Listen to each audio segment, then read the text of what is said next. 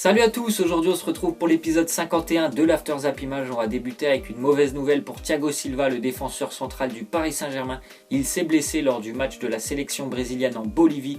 Donc lors d'un retour en défense, une petite accélération, il s'est tenu la cuisse, donc il a immédiatement arrêté et été remplacé lors du match. D'ores et déjà, il a déclaré forfait pour le prochain match du Brésil la semaine prochaine face au Chili. Lui qui a quand même déjà 33 ans, donc depuis quelques années, les blessures sont un peu plus répétitives pour lui. Bon, il est plus près, bien sûr, de la fin de sa carrière que du début. Donc voilà, à 33 ans, les blessures, c'est un peu plus normal que quand tu as 20 ou 25 ans. Ce qui est inquiétant, c'est que la blessure pourrait être effective sur plusieurs semaines. Donc les dirigeants parisiens sont assez inquiets. Le point positif de cette blessure, c'est que ça pourrait bénéficier à Presnel Kimpembe pour avoir un peu plus de temps de jeu avec le Paris Saint-Germain, associé à Marquinhos. Presnel Kimpembe, on le connaît, il a vraiment beaucoup de talent, donc je pense que le Paris Saint-Germain a quand même pas avoir peur de cette blessure. Kimpembe, il va faire le boulot si cette blessure dure un peu plus longtemps. Ensuite, on voit une déclaration de Jorge Sampaoli, le sélectionneur de l'Argentine. On le dit, on ne peut pas en demander plus à Messi. On a eu un Messi très intense, celui dont l'Argentine a besoin. Il parle du match de l'Argentine face au Pérou, qui s'est soldé encore une fois sur un 0-0 pour les Argentins. Lionel Messi a beaucoup tenté, il a tiré sur le poteau, il a essayé franchement d'apporter de la vitesse devant, il a essayé de créer des décalages, mais ça n'a encore une fois pas suffi. C'était une défense très regroupée de la part des Péruviens. Voilà, l'Argentine a encore perdu des points bêtement. En plus de ça, les choix du sélectionneur Sampaoli sont un peu remis en cause, quand même. Dybala, oui, il était sur le banc. Dybala était sur le banc. Mauro Icardi aussi était sur le banc, alors que l'attaquant, c'était Benedetto, l'attaquant qui évolue à Boca Juniors, alors que tu as quand même Mauro Icardi. Dybala qui fait un excellent début de saison avec la Juve, il était sur le banc. Higuaín, il n'était même pas appelé en sélection. Donc voilà, des choix assez surprenants, alors que l'Argentine joue quand même sa vie pour la Coupe du Monde. Ensuite, on voit une déclaration de Jérôme Boateng. Il nous dit « Je ne pense pas qu'il y ait une meilleure solution. Il connaît le club par cœur. Jupp Heynckes a déjà tout prouvé. » Jupp Heynckes, c'est le prochain coach du Bayern Munich. Donc lui qui connaît très bien le club, il est passé 4 fois en tant qu'entraîneur du côté du Bayern Munich. Il a apporté au club en 2013 un triplé historique, Coupe Championnat plus Ligue des Champions. C'est quelqu'un qui connaît très bien la maison du Bayern Munich. Donc je pense que c'est vraiment le bon choix de la part du Bayern Munich de le rapatrier. Voilà, il y aura déjà un peu moins de travail pour lui parce qu'il connaît très bien comment fonctionne le Bayern. Et je pense que c'est quelqu'un qui peut remettre le Bayern sur de bons rails. Ensuite, on voit que la Turquie a été battue 3-0 hier par l'Islande lors des phases éliminatoires de la Coupe du Monde. Les Turcs, donc, ils sont éliminés de la course à la Coupe du Monde. C'était le match où il ne fallait pas perdre pour eux. Et ils ont commis de grossières erreurs défensives, des erreurs d'oubli, des erreurs de marquage, des erreurs d'inattention.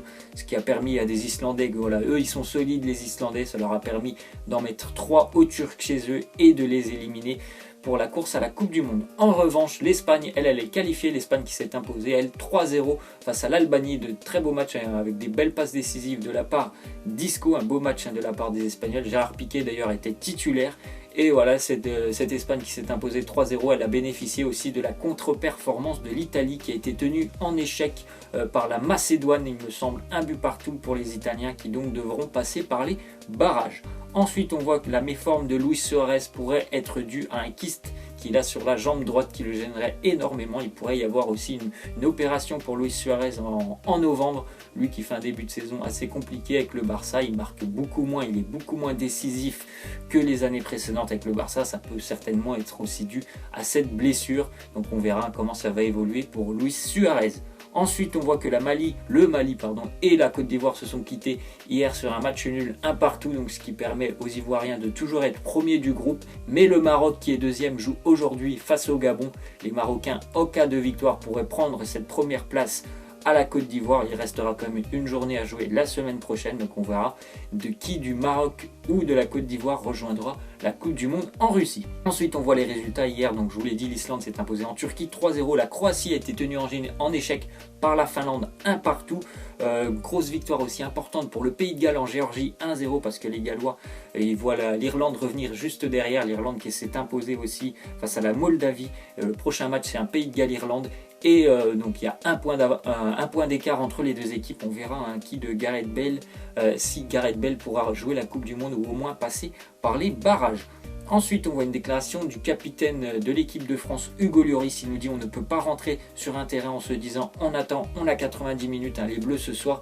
Ils doivent vraiment faire un match pour le gagner, pas comme lorsqu'ils ont joué en Suède où ils avaient joué franchement le match nul. Voilà, ils s'étaient fait punir en fin de match. J'espère que ce soir ils vont pouvoir prendre le match à leur pied, à leur compte surtout, et essayer de bousculer directement cette équipe bulgare. Il ne faut pas leur laisser une chance aux Bulgares, il faut marquer directement pour les faire douter. Je pense qu'on est capable franchement de bousculer cette équipe bulgare, donc ce soir j'attends un gros match de l'équipe de France. Ensuite on voit que Neymar a trouvé son maître. Neymar en fait il a été écœuré tout le match, lors de tout le match du Brésil face à la Bolivie. Il a eu plusieurs face à face et situations très intéressantes face au gardien bolivien qu'il a complètement écœuré. Il a sorti des parades vraiment monumentales, le gardien bolivien. Il a aussi sorti des parades de la tête, il a fait des arrêts avec la tête. Bon, c'était certainement pas prévu qu'il la sorte de la tête, mais il les a sortis quand même. Franchement, il a écœuré Neymar. Neymar, il ne s'est pas trompé à la fin du match, il lui a remis son maillot.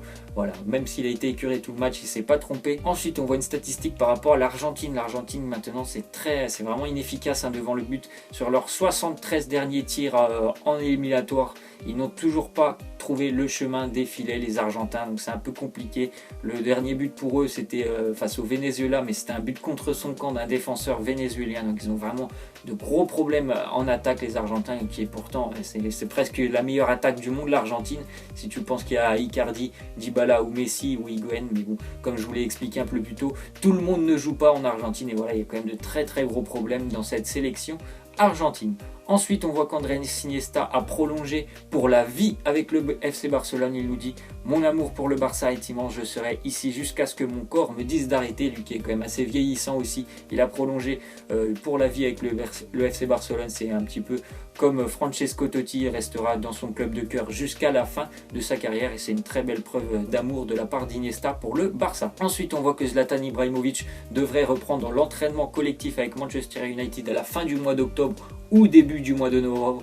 Donc le retour de Zlatan, il se précise, on verra comment ça va se passer avec Lukaku au sein des entraînements, puis s'il va pouvoir prendre aussi la place de Lukaku lors des prochaines journées de Première Ligue, mais ça on en reparlera normalement courant du mois de novembre, parce qu'il est encore une fois en phase de transition. Zlatan, il ne pourra pas reprendre rapidement, ce sera plutôt dans un bon mois qu'on pourra peut-être espérer le voir sur les terrains de Première Ligue. Ensuite, on voit une image hier lors du match de l'Espagne, on voit une image entre Gérard Piqué et Sergio Ramos qui s'enlacent sous le maillot espagnol, donc c'est assez rare de voir ce genre d'image parce que ce sont deux joueurs qui ne s'apprécient pas vraiment. Franchement, ils ont déjà des opinions différentes tous les deux, et en plus de ça, il y en a un qui joue pour le Barça, l'autre qui joue pour le Real, donc ils ne s'apprécient pas vraiment. Mais voilà, lorsqu'ils sont en sélection quand même, normalement, ils s'entendent assez bien. Et on voit une nouvelle fois de plus que Gérard Piqué, même s'il a dit qu'il ne voulait plus jouer pour la sélection espagnole, il est quand même, je trouve, assez content de porter le maillot et de s'être qualifié pour la Coupe du Monde.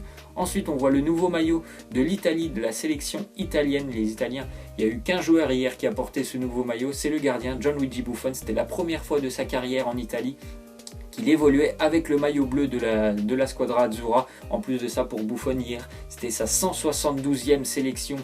C'est lui, bien sûr, le joueur le plus capé de la sélection italienne, Gianluigi Buffon. On continue avec la Russie qui s'inquiète pour Lionel Messi. En fait, ce sont le vice-président, le vice-premier ministre de la Russie et le président de la Fédération russe de football qui s'inquiètent de ne pas voir Lionel Messi à la Coupe du Monde. Donc pour eux, bien sûr, il y aurait des retombées économiques amoindries si Lionel Messi est quand même une star qui n'est pas à la Coupe du Monde. En plus de ça, il y a peut-être Messi qui ne sera pas. Ronaldo, pour le moment, le Portugal n'est toujours pas qualifié. Donc voilà, les Russes sont très inquiets par rapport à l'absence de Lionel Messi à la Coupe du Monde. Ils souhaitent vraiment que l'Argentine s'impose la semaine prochaine face à l'Équateur. Ensuite, on voit le 11 probable de l'équipe de France ce soir. Donc les principaux changements, c'est que Giroud, normalement Giroud ne sera pas titulaire, ça sera Lacazette sur la pointe, Griezmann sera plutôt à gauche, Mbappé à droite. Il y aura aussi au milieu de terrain, on pouvait penser à Sissoko, mais il y aura Tolisso, Kanté et Matuidi, et la défense qui est tout à fait normale, Amavi ne jouera pas, ça sera Lucas Digne sur le côté gauche de l'équipe de France. On continue avec les matchs qui auront lieu aujourd'hui, donc on va vous parler surtout de la zone Europe. Le Portugal qui se déplacera en Andorre, les Portugais qui sont eux aussi obligés de s'imposer parce que la Suisse est toujours leader avec que des victoires pour les Suisses qui recevront les Hongrois. Dans le groupe de la France, la Suède va recevoir le Luxembourg. On va voir si la Suède va faire comme nous, un 0-0 pitoyable. J'espère que le Luxembourg va essayer aussi de les gêner. En Afrique, l'Algérie qui est déjà éliminée se déplacera du côté du Cameroun. Le Maroc, je vous l'ai dit, recevra le Gabon.